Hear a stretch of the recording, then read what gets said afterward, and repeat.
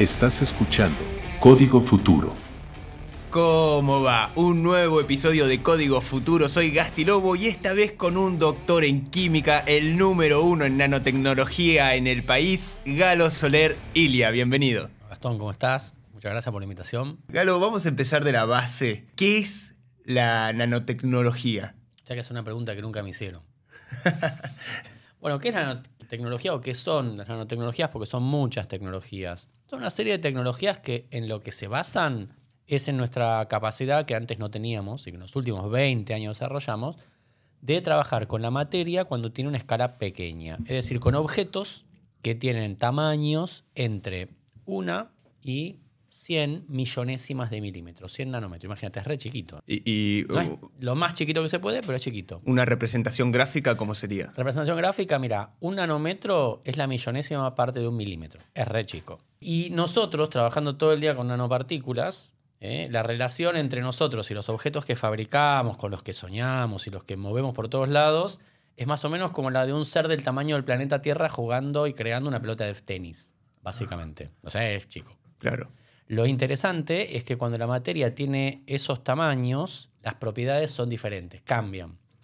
¿Y qué propiedades? Las que conocemos. Por ejemplo, vos sabés que una sustancia, una materia, tiene las propiedades que le son propias. Por ejemplo, qué sé yo, el oro es dorado y funde a 1063 grados. Eso lo sabemos y son propiedades que en el colegio nos enseñan que son inmutables y son unas propiedades típicas. Y siempre en las facultades te dicen existe una relación entre la estructura de la materia y sus propiedades. Bueno, ¿qué pasa cuando un pedacito de oro tiene 20 nanómetros de diámetro? Una pelotita de oro de 20 nanómetros. ¿Es dorada? No, es roja. ¿Conduce la corriente? Sí, pero no tan bien como un pedacito de oro. Caramba. ¿A qué temperatura funde? 800 grados. Che, se cambiaron todas las propiedades. ¿Qué pasó? Dame una de 80 nanómetros. Bueno, te doy la de 80 nanómetros. Toma, acá la tenés. Bueno, fenómeno. ¿Es roja, no? No, es violeta. Pucha. Y funde a 900 grados. ¿Qué pasó? Cambian las propiedades con el tamaño. Entonces, ¿qué pasa? Esto es como si te hubieran abierto otro mundo. Porque vos en el mundo tecnológico decís, bueno, a ver, tal metal se usa en tales condiciones porque tiene tales propiedades. Pero ahora decís, pará, tal metal se usa en tales condiciones cuando tiene estas propiedades y este tamaño. Pero si le variás el tamaño sirve para otra cosa. Y si lo variás de otra manera sirve para otra cosa. Por ejemplo, el oro. A estas partículas que son rojitas, vos les pones una molécula biológica encima, como un anticuerpo, que es una molécula que detecta moléculas, es como una especie de antena, y cuando estas partículas decoradas con esos anticuerpos andan por ahí dando vueltas y ven una molécula que les gusta, se mandan y se juntan, y parece una particulota más grande. Parece re difícil lo que digo, pero eso es lo que pasa todos los días en un EVA-test. Esas partículas de oro chiquititas detectan por los anticuerpos que tienen pegados en la superficie la molécula que está en la orina de una mujer embarazada o el COVID o lo que venga, lo que le quieras poner, se juntan y hace una partícula más grande. Entonces esa propiedad de cambio de tamaño, cambio de color, vos lo ves como una línea violeta en tu test. El test de embarazo, el test para brucelosis, el test para dengue que se fabrica en Argentina, el test de COVID, todos funcionan así. Es algo cotidiano. ¿Para el EVA-test se modificó con nanotecnología o fue...? Es. Son particulitas chiquititas que van a buscar, están diseñadas para ir a buscar esa hormona que está en la orina de la mujer embarazada. Es como un robotito, ¿viste? ¿Cómo le das la antena a ese robot? Bueno, usás una nanopartícula que da el cambio de color y usás una biomolécula que va a detectar. Combinás biotecnología con nanotecnología. Es lo que se hace hoy en el mundo corrientemente. Hoy hay más de 10.000 productos de nanotecnología en el mercado. Y teniendo el control de la nanotecnología, ¿qué se podría llegar a lograr? Es que ya se logra mucho. Ganamos la Copa Davis por la nanotecnología. O sea, la raqueta que tenía del Potro, era una raqueta que estaba hecha de un plástico, de un polímero, que estaba modificado con nanopartículas. Esa serie particular. De modo tal que los ingenieros de la marca de raquetas habían logrado que esas pequeñas particulitas, los polímeros son como espagueti, son como fideos. Pero los abrochás esos fideos con unos brochecitos chiquititos. Nanométricos son estas partículas. Bueno, ¿para qué sirve eso? Para hacer algo que sea rígido, pero que a la vez no vibre. Entonces, cuando pegaba un semejante golpe, ¿sí? La raqueta no vibraba y tenía mucha mejor dirección. Entonces, te das cuenta del nivel de ingeniería. Esto es algo que está en el mercado hace como 15 años. ¿Y cómo lo modificás? Los ingenieros de la marca de raquetas armaron este polímero específico, abrochándolo de tal manera que en el rango de esfuerzos que la raqueta pedía, la raqueta no vibre. Ajá. Pudieron apagar las vibraciones. Entonces te das cuenta de la precisión que tiene. Qué sé yo, hay una iglesia en Italia, la iglesia del Jubileo, que se mantiene siempre blanca. No es obra del Espíritu Santo, sino que es obra de unas pequeñas partículas que están metidas en el cemento o recubren vidrios. Son transparentes, pues son muy chiquitas, la luz las atraviesa. Pero cuando la luz llega a esas partículas activan una reacción química. Y la reacción química es ni más ni menos que la suciedad que está depositada sobre ese cemento o sobre ese vidrio se quema con el oxígeno del aire. Eso se llama fotocatálisis, catálisis activada por luz. Bueno, eso es mágico, pero no es mágico. Es algo que hoy se fabrica por toneladas, ¿sí? O hay una propaganda de la compañía de vidrios que hace esto que muestra dos ventanas. Una ventana está toda sucia y la otra está toda limpia. Dice, esta ventana no fue lavada en 6 meses, esta tampoco, que es la ventana autolimpiante. Entonces, haces objetos que viven hoy, gracias a las nanotecnologías. ¿Y tienen propiedades? O sea, vos las ves y identificás cuál es cada una, o ya llega un momento de que no sabés cuál es cuál. A veces no te das cuenta. 6 meses después sí, porque una está limpia, la otra no. Pero yo a veces cuando hago estas presentaciones de nanotecnología, digo que hay una frase de Arthur Clarke, me gusta mucho, que es una de las leyes de Clarke. ¿Viste? Clarke fue un gran escritor que hizo 2001, Dice el espacio, y muchas novelas de ficción. Y están las leyes de Clarke, ¿no? Que son como las leyes de Asimov, así, del futuro. Y una de las leyes de Clarke es que toda tecnología suficientemente avanzada es indistinguible de la magia.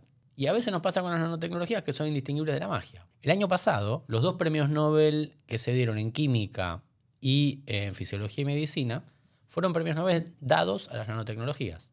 Una por las vacunas de COVID, que son un vehículo nanotecnológico, y otra es por unas nanopartículas que empezaron a ser estudiadas por un soviético en los 80, porque le parecía interesante, y hoy están en la tele, en las pantallas de televisión, en el Kindle, en una serie de artefactos de visualización. Llegaron en 30, 40 años, llegaron de pensamiento de un científico de alto nivel que ganó el premio Nobel, Ekimov, a estar vendiéndose acá en los supermercados, en los shopping. ¿Y cómo haces para modificar una partícula o un átomo para que termine siendo una pantalla? Y bueno, esas particulitas pequeñas son como un farolito, ¿sí? Específicamente. Son lo que se conoce como puntos cuánticos. Tienen una determinada estructura atómico-molecular y cuando vos regulás el tamaño, ¿sí? Vos iluminás a esas partículas, ¿sí? Eso son parientes de los materiales que se usan para hacer los LED, por ejemplo. ¿Viste las luces LED? Sí. Bueno, son lo que se llama semiconductores. Son un tipo particular de materiales. Cuando vos haces semiconductores chiquititos, cuando vos iluminás un semiconductor, ese semiconductor absorbe luz y después puede liberar energía en forma de luz también. Se llama proceso de fluorescencia. Bueno, es eso, es un semiconductor fluorescente. Solo que estas partículas son de distintos tamaños y con distintos tamaños emiten diferentes colores. ¿Iluminás a todas con violeta? Bueno, las más chiquitas emiten color azul, las más grandes emiten rojo, las de tamaño intermedio emiten verde y ahí tenés una pantalla LED. ¿Y cómo se implementa en la medicina? En la medicina hay un montón de terapias que ya están aprobadas hace largo rato, y sobre todo hay muchísimo más en el lado del diagnóstico. En diagnóstico, bueno, ya los test y los test de ese tipo son comunes. O sea, los test de COVID ya se hacen incluso en Argentina. En Argentina hay una empresa chiquita, una empresa startup científica que está en la Universidad de San Martín, Chemtest, que justo los 10 días antes de la pandemia, en la otra edad, siglos atrás, en la otra edad mágica, había usado todos estos principios que yo te contaba de las nanopartículas combinadas con los anticuerpos para, por ejemplo, detectar enfermedades en el ganado o en personas. En el ganado era muy interesante ¿por qué? Porque de repente vos tenés 200 vacas y querés saber cuáles de esas 200 tienen brucelosis. Entonces tenés 2 opciones. Opción número 1, le sacás sangre a todas las vacas, las metés en frasquitos, las refrigerás, las mandás a balcarse, esperás que un tipo en balcarse prenda un equipo grande que sale de varios millones de dólares, que a veces no anda porque estamos en Argentina y no llegan los repuestos, y que pase las 200 muestras y que te cobre el dinero 6 meses después cuando llegaron los reactivos. Esto es toda una cadena de despelote. O te compras 200 de estos test, picás a la vaca, lo pones ahí y ves si la vaca está enferma o no en el minuto. Entonces, fíjate la practicidad. Fíjate la practicidad de meterte en una comunidad. También, entraste a un lugar con dengue en el medio del impenetrable chaqueño. Tenés que hacer todo ese esfuerzo, entrar con todas las muestras, salir, llevar. O llegás, pum, ¿quién tiene dengue? Tú, bueno, a este remedio, a este no, y así, a este. Entonces, todo lo que se llama, en inglés se llama point of care o punto de cuidado, todos esos test rápidos en punto de cuidado son buenísimos. Son una cosa espectacular, que eso está revolucionando el diagnóstico. Después, tenés un montón de cosas muy interesantes. Así como yo te contaba que las partículas cambian sus propiedades con el tamaño, si vos haces un fármaco, ¿sí? Un polvito de aspirina, lo que venga, ibuprofeno, lo que se te dé la gana, y lo haces más chiquitito, ¿sí? Le cambias el tamaño en esto de los nanómetros, en esta escala de nanómetros, por ejemplo, se disuelve a diferente velocidad. Una partícula grande de ibuprofeno se disuelve a cierta velocidad, una partícula más chiquita se disuelve a una velocidad muy distinta. La podés cubrir con alguna molécula, la podés cubrir con algún polímero y le controlás dónde va a ser disuelta. Después, si le pones algún anticuerpo o algo que la guíe de alguna manera, la podés llevar a determinado órgano. Entonces, por ejemplo, uno puede tener particulitas modificadas de medicamentos de manera tal que van al órgano que tienen que atacar y no a los demás. Esto fue muy importante en tratamiento anticáncer. Y hay muchas terapias ya que mejoran mucho los efectos secundarios. Todavía no es que curan el cáncer, pero bueno, las terapias que requieren medicación, uno puede poner mucha menor medicación que trabaje con más precisión. ¿Para qué sirve eso? Para evitar, por ejemplo, efectos muy indeseados en medicaciones muy complejas, como por ejemplo que perdés el pelo, que te sentís muy mal, porque te dan una dosis muy grande de medicamento para que algo llegue al tumor. Bueno, esto se puede dosificar de manera tal de que llegue más sencillamente al tumor y más concentrado. ¿Vos qué solés trabajar con la nanotecnología? No, a ver, mi especialidad viene de la química de materiales. Yo hago materiales. Material es un sólido que sirve para algo, en general. Y lo que hacemos es imitar un poco cómo hace la naturaleza para hacer materiales. Si vos te parás a ver la naturaleza, tenés desde las alas de las mariposas que tienen colores, pero cuando te pones a mirar esos colores, muchas veces no son pigmentos. Esos colores son una especie de laberintos de proteínas que reflejan la luz de una manera particular. ¿Viste esas mariposas azules, las morfo, que son súper lindas, que son tienen como un espejo? Bueno, eso es lo que se conoce como un cristal fotónico. El efecto es un efecto óptico parecido al que ves cuando vas a una estación de servicio y ves esas manchas de colorcitos. Sí, que se cayó piso, algún que es aceite, sí. Claro. Bueno, esto es lo mismo, pero con proteínas. Sería largo de explicar, pero básicamente es ese efecto. Entonces, nosotros podemos hacer materiales que imitan esas alas de las mariposas. Y, por ejemplo, esos materiales son espejos que reflejan parte de la luz, pero los hacemos de tal manera que esos materiales pueden tener nanoporos que pueden atraer un contaminante. Y cuando ese contaminante se mete en el nanoporo, cambian la luz que se refleja. Entonces vos podés evaluar remotamente con un láser, por ejemplo, si esa región está contaminada o no, mirando desde lejos el color de eso. O lo podrías hacer con un cultivo para ver la humedad cercana al cultivo o lo que fuera, desde un satélite. Entonces ese tipo de cosas se puede hacer. Eso hacemos en el trabajo. También trabajamos mucho desarrollando partículas pequeñas e incluso para distintas empresas. Nosotros desde la Universidad de San Martín, por ejemplo, en mi grupo, pero también con un grupo de tecnólogos que tenemos, hemos hecho avances súper interesantes, por ejemplo, en antibacterianos. ¿Sí? Ahora estamos desarrollando unos envoltorios súper interesantes, que son unos plásticos que tienen un antibacteriano. Ese plástico puede envolver alimentos, pero por ejemplo ese plástico envuelve alimentos, les impide que crezcan las bacterias y además es una barrera para el oxígeno y para el agua, con lo cual conserva los alimentos más tiempo. Con lo cual evitás perder alimentos, eso para los supermercados es un golazo. Ese tipo de cosas es la que hacemos. Lo lindo de trabajar en esta química que combinada con ciencia de materiales, combinada con nanotecnología, es que vos siempre estás pensando en para qué puede servir lo que haces. Eso está buenísimo, eso es súper interesante. ¿Y cómo se relaciona con la inteligencia artificial? Ahí ese campo es maravilloso. Ese está empezando. Ajá. Recién está empezando.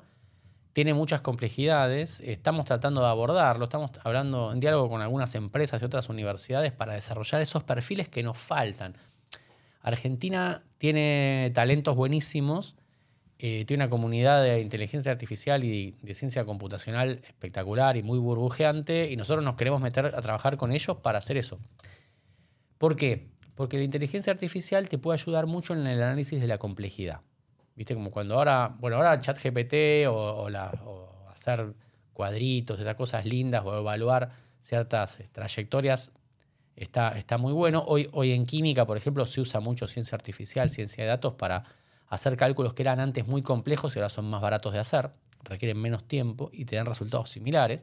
Ahora, todo lo que es la parte de nanotecnología y química de materiales son, como te digo, sistemas en los cuales como que las propiedades dependen de un montón de cosas, de la estructura de la materia, pero de las dimensiones, dependen de las superficies, dependen de las interacciones. Todo ese mundo que es muchas variables muy complicadas al mismo tiempo, todo eso puede ser analizado y predicho y por ahí también guiado por inteligencia artificial. Y hay un mundo espectacular. Hay un mundo espectacular a descubrir y todos los chicos que están escuchando acá tienen que meterse a trabajar en esto. Está bárbaro. ¿Qué se podría llegar a lograr? Bueno, a ver, por ejemplo, vos haces un medicamento. Para hacer un medicamento necesitas un proceso industrial. Típicamente esos procesos industriales emplean lo que se conoce como catalizadores, que son unos productos químicos que generalmente ayudan a que las moléculas se produzcan más fácilmente y sea más barato y sea con más rendimiento. Optimizar ese catalizador requiere un trabajo enorme. Para que tengan una idea, ese tipo de catalizadores está en todos lados, incluso en los autos. En el auto uno tiene el catalizador que logra que el gas de salida de los escapes no libere óxidos de nitrógeno porque fue una optimización de 30 o 40 años. Con inteligencia artificial eso se podría optimizar para cualquier cosa. Con inteligencia artificial vos podrías, por ejemplo, generar en tu casa un catalizador óptimo para fabricar un fertilizante a partir del aire. O un condimento, no sé. Podrías hacer de todo. ¿Y en este mundo qué fue lo que más te sorprendió? En este mundo ya nada me sorprende. Ya la magia, como decía Clark. Pero cosas que nosotros veníamos siguiendo hace muchos años eran todo esto de la iluminación esta de baja intensidad. Todo esto. Lo que a mí más me gusta en este momento es cómo darle vida a la materia de alguna manera. Eso es lo que está viniendo ahora. Cómo hacer de la materia inanimada algo animado. Porque eso te ayuda también a entender disciplinas como la biología. Eso es lo que más me está gustando en este momento. Eso te iba a preguntar, ¿qué es lo nuevo que vamos a ver en unos años? Lo nuevo que vamos a ver en unos años, y mirá, tenés de todo. Desde la interfaz persona-máquina, o sea, lo que está haciendo Elon Musk, que dice que traducís pensamientos, y eso está muy vinculado a ponerse electrodos, detectar flujos de neurotransmisores, etc. Nosotros podríamos hacer sistemas que detecten muchos más de esos neurotransmisores al mismo tiempo y en cantidades más bajas, con lo cual podríamos ser mucho más sutiles que eso. Podríamos conectar brazos robóticos y eso haciendo sinapsis artificiales y neuronas artificiales, eso sería buenísimo. Y podríamos hacer algo que a mí me gusta mucho, que es lo que se conoce como sistemas autónomos. Es decir, uno está acostumbrado medio a estos robots que son maquinitas que tienen, si vos pensás, ¿no?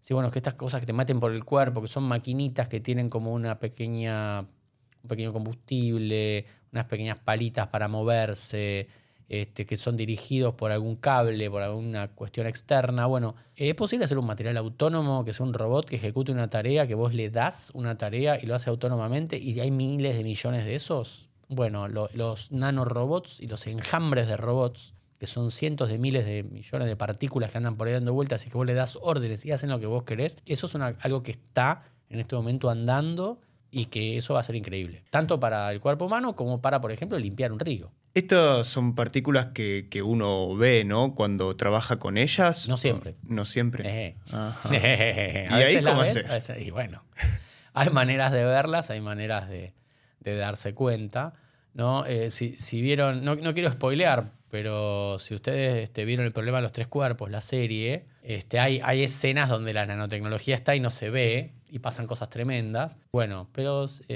podés a veces ver estas partículas, a veces podés no verlas, a veces te conviene no verlas.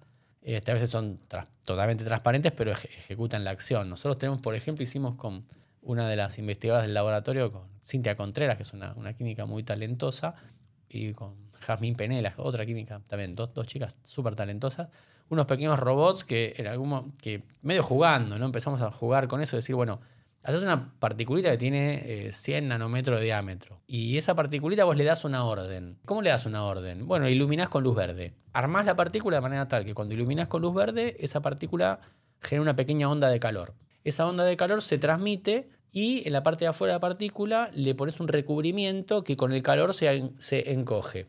Eso es un robot muy sencillito. Iluminás con verde y se hace más chiquito. Listo, fue.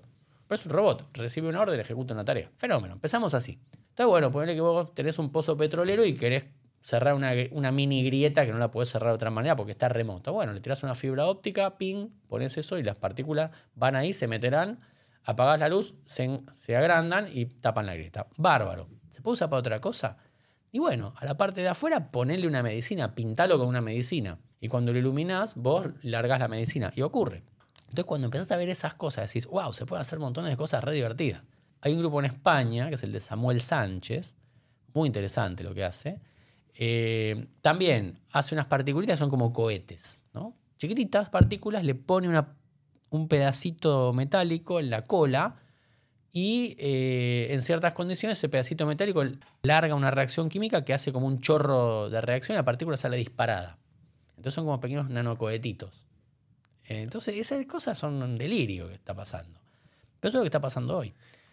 Y ahora Samuel está dedicado, por ejemplo, a estudiar enjambres de eso. ¿Cómo hacemos para mover cientos de miles de esas partículas? ¿A dónde van? ¿Cómo van?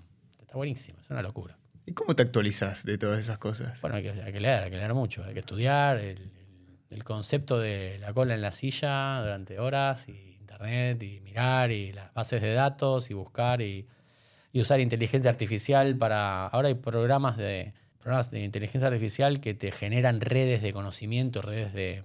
O sea, lo que nosotros leemos, los científicos, leemos literatura científica, que es los trabajos que aparecen en revistas de investigación. Y bueno, uno lee y uno ha sido entrenado en la universidad para leer esos trabajos y para vincularlos y para entenderlos. Pero ahora hay plataformas de inteligencia artificial que te vinculan eso y que vos no tenés ni idea. Decís, mirá lo que a partir de los conceptos clave, viste que hoy un ChatGPT te analiza los conceptos clave, un ChatGPT para nosotros, que para la gente común, ChatGPT más profesionales o plataformas generativas son mucho más sutiles. Esas plataformas hoy te permiten vincular trabajos que por ahí tienen grados, así viste cuando te dicen, bueno, ¿cuántos grados de separación tenés con Messi? Le diste la mano a fulano conoció a tal en una fiesta, tal es presidente de tal club, estuvo con Chiqui Tapia, tuvo con Messi, listo, 6 grados de separación, fenómeno. Esto es lo mismo con los trabajos científicos, es bueno, este trabajo ve esto. Bueno, pero acá a 2 grados de separación tenés otra idea que es una locura y se juntan y entonces vos ahí empezás a pensar en conectar todo eso. Y bueno, eso requiere tiempo de laburo y tiempo de elaboración. Nosotros en los grupos de investigación trabajamos así. Leemos literatura científica, trabajamos, intercambiamos información, trabajamos con laboratorios del exterior.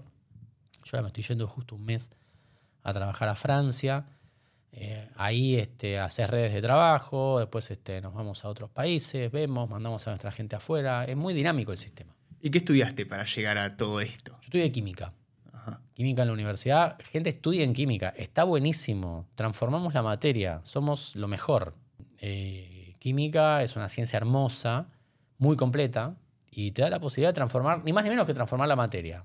Hola, soy químico. Hola, soy Carlos Olerilia, químico, transformo la materia. ¿Y ese gusto por la química, cuándo despertó? Y despertó cuando era chico y mi padre, que en paz descanse, pobre viejo, lo quiero mucho y lo extraño, me trajo un día un juego de química. Él me regalaba cosas, me traía rastis, ladrillos, etc. Y un día se le ocurrió traer un juego de química a los 5 años, algo así. Y era divertido, el juego de química, mezclabas, hacías colorcitos, qué sé yo, y un día teníamos un mechero y él se copaba y era un rato para estar juntos también. Él no entendía nada, era abogado. abogado, mi papá. Pero bueno, y un día se nos cayó el mechero y se prendió fuego la mesa y arruinamos la mesa del comedor. Mi vieja casi nos mata, un desastre. Pero bueno, después mi papá fumaba mucho. Y un día, uno de los experimentos era, bueno, agarre picadillo de tabaco, póngalo en un tubo de ensayo y caliéntelo. Lo calentamos en una vela, porque el mechero ya estaba prohibido en casa. Y entró a salir un humo blanco, horrible, qué sé yo. Y digo, ¿ves, papá? Esto te pones en los pulmones, no fumes más. Y mi viejo a la larga dejó de fumar. Y yo digo, bueno, la química es poderosa. Quemamos la mesa del comedor, convencí a mi viejo de no fumar, está bueno. Así que siempre me gustó la química. Después académicamente fue muy mal al principio porque estaba en el secundario y la química era una materia dura. Y bueno, la salvé en el último minuto, tipo el Real Madrid, metí los últimos 2 goles, en los últimos 2 recuperatorios, no me la llevé en cuarto año, pero después me gustó. Y cuando estaba decidiéndome, yo quería hacer lo que hoy es biotecnología, ingeniería genética, me interesaba eso, los organismos nuevos, manipulación de código genético. Un día fui a una charla, imagínate, Colegio Nacional de Buenos Aires, el aula magna, llena de pibes, con unos profesores de todas las facultades de la UBA. ¿Y cómo se estudia ingeniería genética? Preguntamos. Nadie sabía. Año 87, poner 86, 87. Nadie tenía idea. Se levanta un viejo profesor de una primera fila que lo habían invitado y con su acento alemán empieza a decir: la ingeniería genética en el fondo es química orgánica. Yo me quedé así, nos quedamos con mis mejores amigos, estábamos mirando, wow. Porque empezó a dar un discurso sobre la química, maravilloso. Dijimos, este tipo está loco, la química es un flash, hay que hacer química. Y nos fuimos, 2 de nosotros nos fuimos a estudiar química, inmediatamente. 10 años más tarde le estoy contando esto a mi novia, hoy mi esposa, y reparo en el acento alemán de la persona y digo, che, ese era tu papá. Oh, mirá vos. Y era ni más ni menos que gran Juan Grotewohl, que uno de los pilares de la fotoquímica de Argentina, que me convenció para estudiar química. ¿Y qué cambiarías del sistema educativo actual? Bueno, yo creo que el sistema educativo actual hay que dar una profunda revisión, ¿no? En lo que es enseñanza de ciencias, a mí me parece que le falta un montón en la parte de primaria y secundaria. Yo como profesor de la facultad, estoy en la Universidad de Buenos Aires y en San Martín, veo que los chicos, sobre todo los primeros años, vienen con un bagaje pésimo de matemática, no saben abstraer. Son cosas que en los últimos 20, 30 años, yo soy docente hace 30 años, se han perdido. Hace 30 años más o menos los chicos que venían de secundario podían tener capacidad de abstracción. Hoy, imposible. Entra muy poca gente a las carreras de ciencias duras, porque son carreras las cuales las competencias no se ven y son aburridas. Yo veo a mis hijas estudiando química en cuarto y quinto año del secundario, del Buenos Aires, que es un colegio con muy buen nivel, y estudian cosas que son estequiometría, cosas medio aburridas, ¿viste? Nomenclatura. Basta. Denle la belleza de la química. Yo explico reacciones químicas con lo que le pasó a Pampita, Vicuña y la China Suárez. Eso es una sustitución nucleofílica de química orgánica. O sea, se puede hacer eso. Los enlaces químicos los podés explicar con las relaciones de amistad y de amor en una familia. Podés hacerlo. Y podés acercar más la ciencia a la gente. Y yo creo que hay una paradoja muy grande hoy, porque esta generación es una generación de desarrollo científico, es una generación muy inteligente. Quien diga que los chicos de hoy son tontos o que no están motivados está equivocadísimo. Habla con pibes de 15, de 20 años, son una luz, tienen un acceso a información impresionante, pero a mí me parece increíble que gente cuya vida va a depender tanto de las tecnologías no siga estas ciencias, porque son la base de las tecnologías. Y yo se lo atribuyo un poco a que es muy aburrida la manera que dan la ciencia en las escuelas. Muy aburrida y muy poco. Bilinkis nos dijo en el podcast que nos podemos llegar a enamorar de la inteligencia artificial. ¿Puede pasar lo mismo con la nanotecnología? Sí. Es un viaje de ida. La gente no vuelve. Porque en las nanotecnologías vos en algún momento haces magia. Y te voy a contar una cosa que hicimos que es una locura. Tengo uno de los chicos que estudia conmigo, Agustín Pizarro, que además es un excelente divulgador. Y él trabaja en un proyecto que hacemos con 2 colegas que quiero mucho, que son Martín Bellino y Claudio Berli, de la Comisión de Energía Atómica de la Universidad del Litoral. Y nosotros hacemos una cosa muy básica. Agarramos una gota, la ponemos en una superficie que tiene poros nanométricos y vemos cómo se comporta. Es un experimento que parece que es para viejos, ¿viste? Mirás ahí, ¿de qué está haciendo esto? estos tipos. Bueno, aprendimos un montón de cosas, de las cosas que pasan, de nanofluídica, cómo se comporta un líquido en un canal nanométrico, unas cosas totalmente locas. Y Agustín en un momento, haciendo algunos experimentos, decimos, che, a ver, ¿qué pasaría si hubiera una reacción química metida en un poro chiquitito que vienen los reactivos de un lado y del otro? ¿Qué pasaría? ¿Qué pasaría? Encontramos, para hacer una historia larga corta, que vos puedes agarrar 2 gotitas de agua con una sustancia química adentro, las pones cerca y una gota ataca a la otra, se le tira encima. Lo llamamos el ataque de la gota asesina. Está puesto en algún podcast de Attack of the Killer Drop. Está puesto en... ¿Por qué pasa eso? ¿Cómo puede ser que una gota se mueve 1 milímetro y se le tira encima a otra cosa? ¿Qué está pasando? Y estaban pasando una serie de fenómenos muy complejos en nanoescala. Es re complicado de explicar en un espacio corto, pero después me preguntan o les mando el link. Es una locura. O sea, son 2 gotas, materia inanimada que se vuelve animada. Entonces vos podés hacer eso. Vos podés hacer que materia inanimada sea animada. Es como un Frankenstein, ¿viste? ¿Se puede generar vida? Se puede. Bueno, todos los fenómenos de vida, de formación, ahí es donde está convergiendo, creo yo, la nanotecnología con lo que es la biología sintética, ¿no? La biología sintética es tratar de ser económico y tratar de generar sistemas que se parezcan a lo viviente con el mínimo número de componentes. La nanotecnología está yendo hacia ese lugar. Eso es una de las fronteras. Galo, me gustaría que dejes un mensaje en esta cápsula del tiempo, que es Código Futuro, justamente para futuras generaciones. ¿Cuál es tu mensaje? Mi mensaje es que es un mensaje que se lo voy a copiar a un grande de la historia que lo dijo hace 70 años, que fue Nehru. Nehru fue el primer ministro de India. Hoy en Argentina estamos en una situación muy crítica con la ciencia y tecnología y lamentablemente hay una parte de la sociedad que la ve de manera hostil y es una tontería porque científicos argentinos estamos trabajando a nivel mundial. Y a veces se dice, no, ¿cómo vas a hacer ciencia en un país pobre como Argentina que le tiene que dar de comer a la gente, que no tienen...?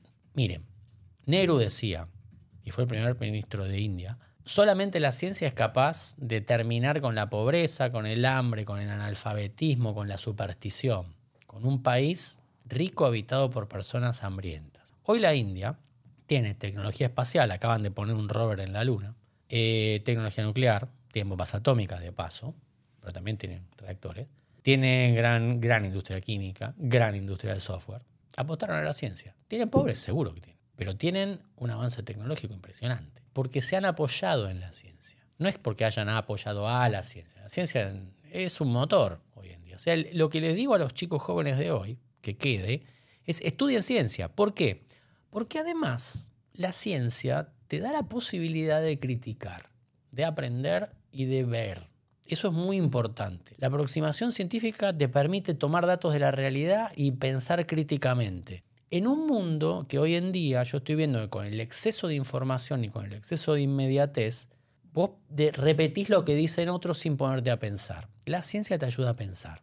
No solamente la química, la física, las ciencias, el método científico, la ciencia social, la filosofía. Te enseñan a pensar, te enseñan a pensarte, te enseñan a pensar la sociedad y tu lugar.